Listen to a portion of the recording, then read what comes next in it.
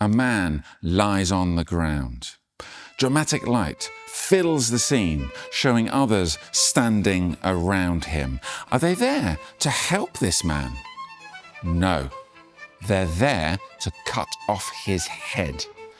This is the beheading of St. John the Baptist by Caravaggio. The Italian artist Caravaggio came to Malta in 1607 when he was on the run for murder. He was invited to join the Order of St. John as a knight of magisterial obedience, the highest rank that a non-noble could have. When in Malta, he painted the beheading of St. John the Baptist here in the Oratory of St. John's Co-Cathedral in the Maltese capital, Valletta. The painting was completed in 1608. Let's take a look at it.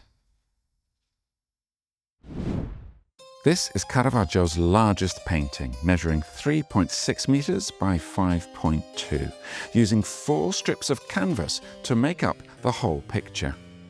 The figures are life-sized, and Caravaggio drew their sketches and outlines in black charcoal before applying oil paint. St. John the Baptist lies on the floor. His neck has been cut with the sword that lies on the floor next to him. Now, there are different opinions about whether he has been beheaded or is about to be.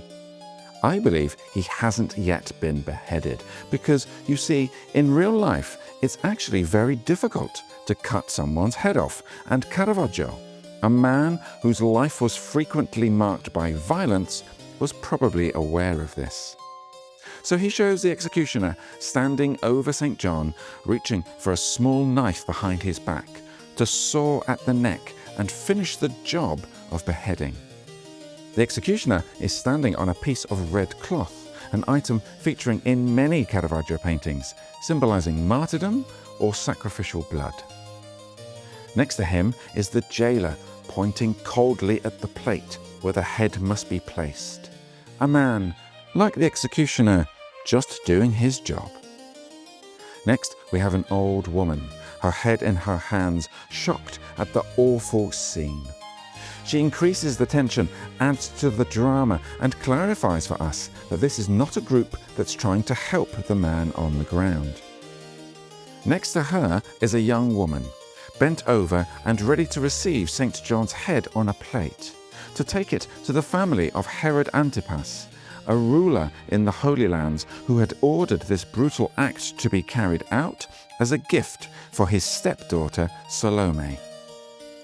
Caravaggio was known for taking real scenes and actual people from the streets and putting them into his art.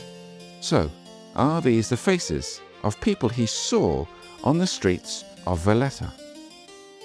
Over to the right are 2 prisoners looking at the dreadful scene, possibly thinking, are we next?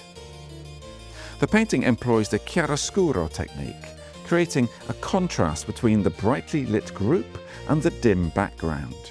This adds drama and focus, and chiaroscuro is Caravaggio's signature technique.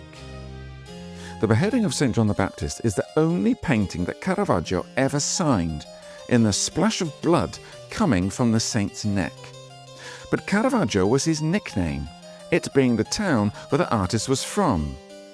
His real name was Michelangelo Merisi.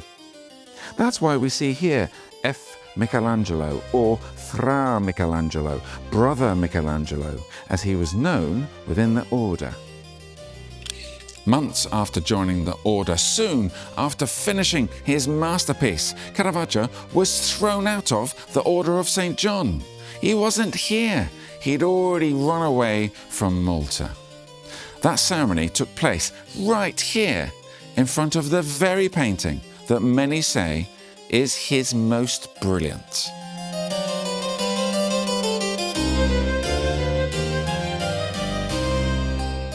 For more tales of the terrible and stories of the strange, follow Dark Malta Tours.